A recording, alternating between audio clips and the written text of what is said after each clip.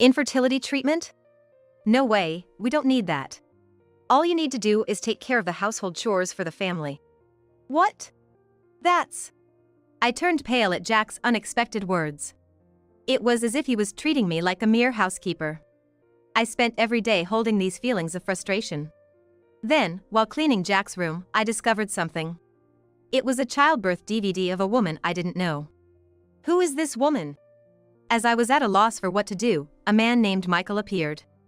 I enlisted Michael's help to expose Jack's infidelity in front of our relatives. In our family, it's a tradition to gather at the main house on New Year's Eve.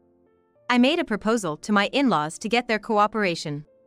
Can we hold this year's end-of-year gathering in the annex where we live? After I explained everything step by step, my in-laws agreed. And so, my revenge against Jack began. I am Maria, a 40-year-old housewife, married for 3 years. I married at 37 and wanted to have children soon. However, even after 3 years, I was unable to get pregnant. I married Jack, 3 years my senior, through a matchmaking arrangement. Our family is well known locally. It was a bit strange that Jack, the son of such a wealthy family, remained single until 40. But I thought we got along well and were compatible. That's why I decided to marry him without hesitation. After marriage, we started living in an annex on my in-laws' property. Eventually, we were supposed to live with my in-laws, but that seemed natural since I married the only son of a good family. My in-laws cherished me as their daughter-in-law. My father-in-law is a bit difficult, but my mother-in-law is very kind. So, I thought we would get along well. Then, as Jack wished, I quit my job and devoted myself to helping out with family chores.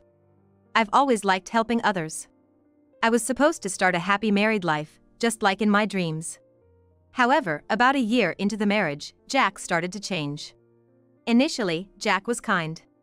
But recently, his attitude towards me became indifferent. When he came home from work, he wouldn't even say I'm home. Instead, he would say, "Wash this and iron it," handing me his crumpled shirt. The only time he talked to me at home was to give me chores. Did I do something to offend him? While thinking this, I reflected on my actions since getting married. But I couldn't think of anything that would have angered Jack. Still concerned, I decided to talk to my mother-in-law. Jack has been cold to me lately. He doesn't talk to me except when giving chores. Did I do something wrong? When I asked, my mother-in-law smiled kindly and answered. Jack is just like his father. My husband was the same after we got married. Maybe Jack, like his father, finds it embarrassing to talk to his wife. So, it's nothing to worry about? Well, isn't that just the way it is with marriage? As time goes by, you'll come to understand each other better. Hearing my mother-in-law say that, I felt a bit relieved. My in-laws have a very good relationship now. So, I think that if Jack and I are married for many years, we'll get along well too. That's what I thought, feeling reassured. But first, if we have a child, maybe Jack will change. I've always liked kids and want to have my own soon. For that reason, I check my basal body temperature every morning and look for the best days to conceive. I've also been living a healthy lifestyle to increase my chances of getting pregnant. Still, after 3 years of marriage, there was no sign of pregnancy. Maybe there's something wrong with me. I tried to discuss it with Jack. Hey, Jack. We've been married for 3 years but still haven't had a child. I'm thinking of getting it checked out. Huh? What are you going to check? Jack asked with an indifferent face. Still, I mustered up the courage to ask. That's why I mean maybe one of us has an issue. I'm thinking of getting tested or, undergoing fertility treatment. When I bravely brought up the topic of fertility treatment, Jack looked displeased. And then said something outrageous. Infertility treatment? No way, we don't need that. All you need to do is take care of the household chores for the family. What? That's... I turned pale at Jack's unexpected words. It was as if he was treating me like a mere housekeeper. Jack, don't you want children? Your father expects an heir, after all. When I said that, Jack looked a bit troubled. It'll work out somehow. What do you mean, somehow? I asked, puzzled by Jack's words, but he didn't respond. An heir will work out somehow. I couldn't stop thinking about what Jack had said. And the meaning of those words would later be revealed in an unexpected way. I spent every day holding these feelings of frustration. Day after day, cooking, laundry, cleaning, it's a never-ending cycle. I tell myself it's natural since I'm a daughter-in-law, but the emptiness builds up. Today, I was cleaning Jack's study. There are countless books lined up here. I had to carefully remove the dust accumulated between them. Next to the bookshelf, there's a large CD rack. Since there's a gap, I have to take everything out to clean inside properly. I carefully removed the items, keeping them in order. It looked like there were DVDs on the top shelf. When I tried to take out about 20 at once, I fumbled, and they all fell down. Oh no! I have to put everything back in order. All the DVDs had fallen out of their cases, and I couldn't tell which belonged where. Jack is meticulous, so he labels both the discs and their cases.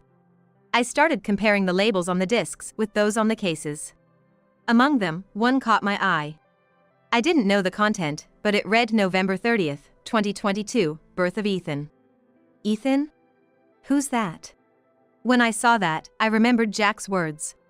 An heir will work out somehow. Thinking there might be a connection, I decided to play the DVD. I took it to the living room with the TV and put it in the DVD player. Then, I pressed the play button. What appeared was a dark room with only a bed that looked like a hospital examination table. A woman in her early 20s was lying on the bed. She was smiling at the camera. In a large pajama-like outfit, her belly was noticeably large. Apparently, she was pregnant. The woman was smiling calmly but suddenly started to moan in pain. It hurts. Jack, rub my back. Jessica, just a bit more endurance. You can do it. Could this be labor? No, what shocked me more was the man's voice rubbing her back. This voice, is it Jack? Indeed, the pregnant woman called him by that name. The pregnant woman was in apparent pain. I couldn't tell, having no experience, but it seemed like she was about to give birth. So, it was a labor waiting room. Who is this woman? She kept calling Jack's name through her labor pains. And why was Jack there by her side? After a while, a few women in white coats, who looked like midwives, entered. They were encouraging the pregnant woman to breathe properly. Then, she was moved to the delivery table, with Jack following. The next scene, after a pause in filming, was graphically showing the childbirth. The woman, Jessica, continued to call out Jack's name through her pain. Jessica, you're doing great. The head's coming out. Just a little more. Jack's excited voice echoed as well. Tears started flowing from my eyes. Jack had been cheating on me. The label's date was exactly a year ago. This means Jack had been cheating for almost 2 years. Could this DVD be conclusive evidence? But this alone doesn't prove the child is Jack's. In such a case, I would want to consult a lawyer or a private investigator. However, Jack only gives me enough money for living expenses, so I don't have much of my own. As I was at a loss for what to do, the doorbell rang. Peering at the monitor, I saw a man in his late 20s standing there. Hello, who is it? My name is Michael. Is Jack at home? The man, with a troubled look on his face. No, my husband hasn't come home yet. I see. Excuse me, but you are his wife, aren't you? May I have a moment of your time? I was curious about the man with the concerned look on his face. When I opened the front door, he respectfully handed me his business card and bowed. His name was Michael. For a moment, I felt like I had heard that name before. Actually, I wanted to ask your husband about a woman named Jessica, one of his subordinates. I reacted to the name Jessica. It was the same name as the pregnant woman from earlier. Is this Jessica, by any chance, the woman who gave birth about a year ago? To my question, Michael showed a look of surprise. Why do you ask that? Did your husband tell you about acknowledging the child? What do you mean by acknowledging? What's that about? As I pressed for answers in shock, Michael covered his mouth with his hands, as if he had said something he shouldn't have. I'm so sorry. While apologizing, he looked like he had indeed said something regrettable. I calmed Michael down and asked him to talk more. It's okay. I think I have a rough idea of what's going on. So, I won't be surprised by anything you tell me. Could you please explain? I decided to invite him in. I offered him tea, but Michael didn't touch it and sat solemnly. Then he said, almost in a whisper, Jessica was. She's my ex-girlfriend. Wait, so you broke up because she cheated with my husband? No, it's not like that. I was confused by Michael's response. Normally, if a girlfriend cheated with her boss, one would get angry and break up. Or confront the cheating partner. But Michael didn't seem like he was in such a state. But Jessica was pregnant with Jack's child, right? How can you say that's not the reason for your breakup?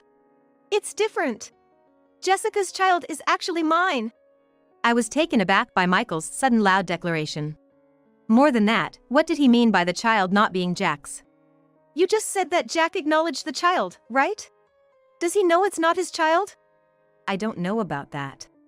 She insists it's definitely Jack's child. But do you have proof that it's your child? Yes, I do. Michael asserted confidently. He had visited to see the child, Ethan, after his birth. He said that Ethan, as a baby, looked exactly like his own baby photos. That's why he tried to reconcile with Jessica. However, Jessica, uninterested in a life with financially unstable Michael, refused to get back together. No, it wasn't just that. Jessica insisted that Ethan was not Michael's son, but definitely Jack's. She had been two-timing them.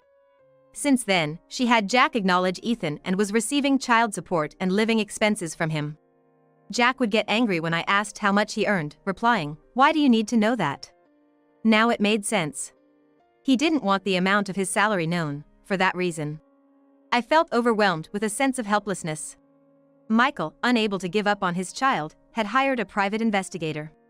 And after thorough investigation, it turned out Ethan was indeed his son. Ma'am, even if Ethan isn't your husband's child, the fact remains he cheated. And he's been silently providing money to Jessica. That can't be overlooked, right? Of course not. We agreed to join forces and settle this matter once and for all. And now, it's December. In our family, it's a tradition to gather at the main house on New Year's Eve. I made a proposal to my in-laws to get their cooperation. Can we have this year's end-of-year gathering at the annex where we live? Why's that? You know our family's gatherings involve a lot of people, Maria. Yes, I know. Preparing the meal is a big task. To get their cooperation, I had to tell the truth. I started by telling my in-laws what Michael had shared, to avoid shocking them suddenly. Then, I decided to show them the DVD. My father-in-law, eyes widening, watched in disbelief and uttered, "What is this?" My mother-in-law was also deeply shocked to see Jack accompanying an unknown woman during childbirth.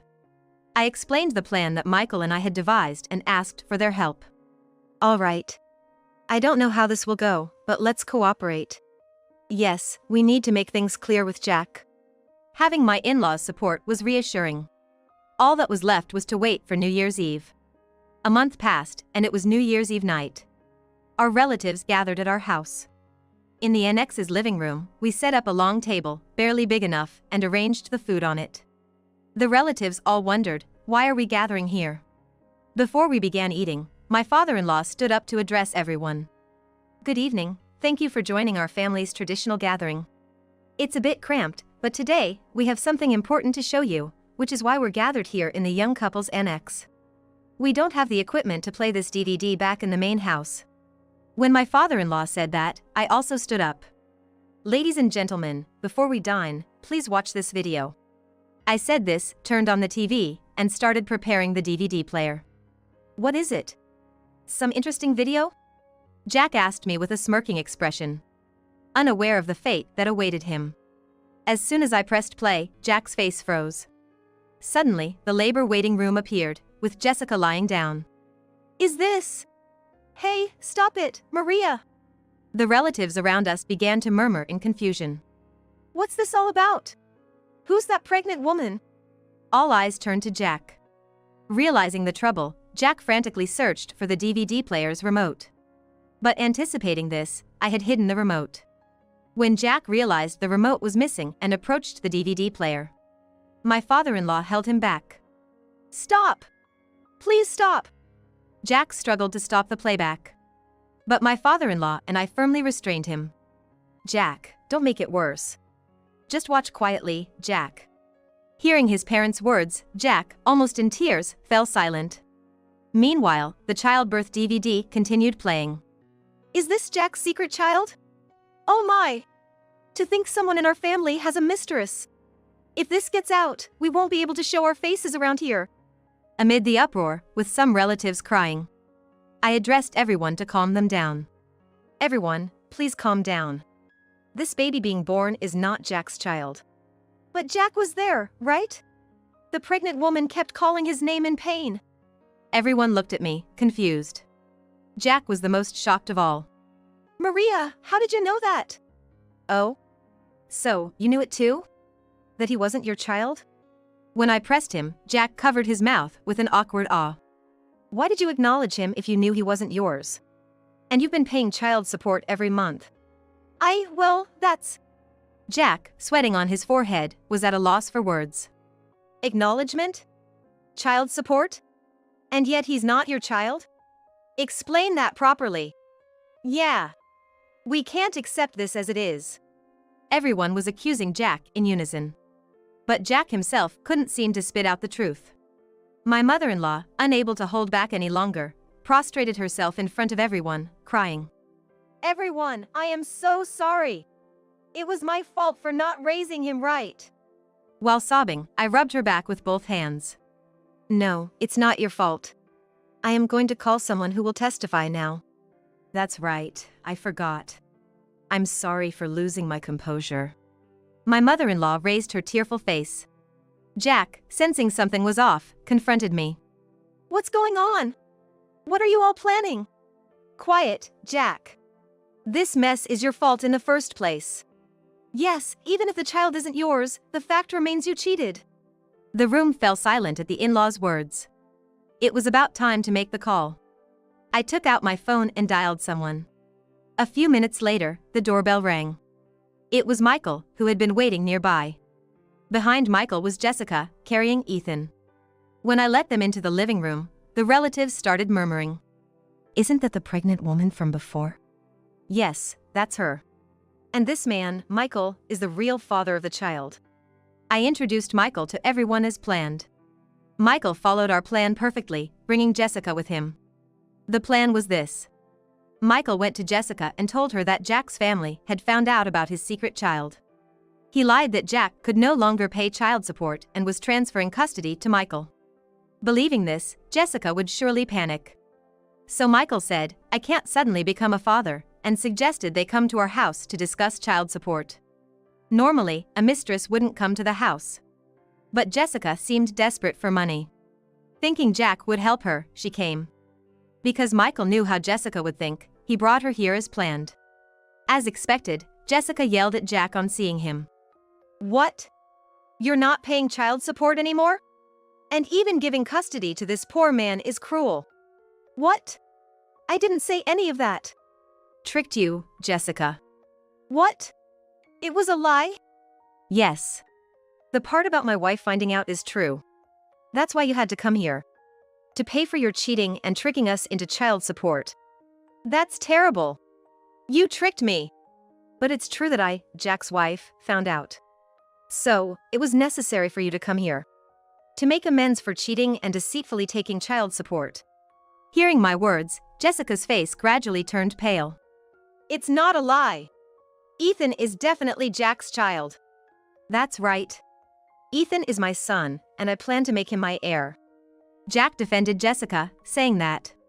But the relatives were not going to stay quiet about such a claim. What? You were planning to make someone else's child our heir? My father-in-law shouted in anger, and everyone else joined in with their complaints. In the midst of this, Jack boldly stated, Maria can't have children. I'll divorce her, the useless wife, and remarry Jessica, who gave birth to my heir, even if he's not my child. The room went silent for a moment. Then, my mother-in-law clung to Jack and said, How can you abandon Maria, who has devoted herself as our daughter-in-law? That's too much, Jack. I have no choice. Dad always wanted an heir. No, I won't accept it. Don't you realize how much Maria wanted a child? I knew she consulted you about it. And yet, what did you do? Told her to just do the housework, treating her like a mere housekeeper. I was moved to tears by my father-in-law's passionate defense. Why would Dad know all that? Did you snitch, Maria? Idiot. We live right next door. Everyone hears your voice. And I won't recognize that air. Hearing this, Michael also spoke up to Jack. Jack. About this air thing. There is evidence that Ethan isn't your child. Evidence? I hired a private investigator to look into it. Remember when you were at a bar, chatting happily with the woman sitting next to you? So what? At that time, you were sweating profusely, and that woman wiped your forehead with her handkerchief. Turns out, she was from the private investigation agency. When I went to Jessica's place, I secretly borrowed Ethan's pacifier and had a paternity test done with it. You realize now? You're not Ethan's father.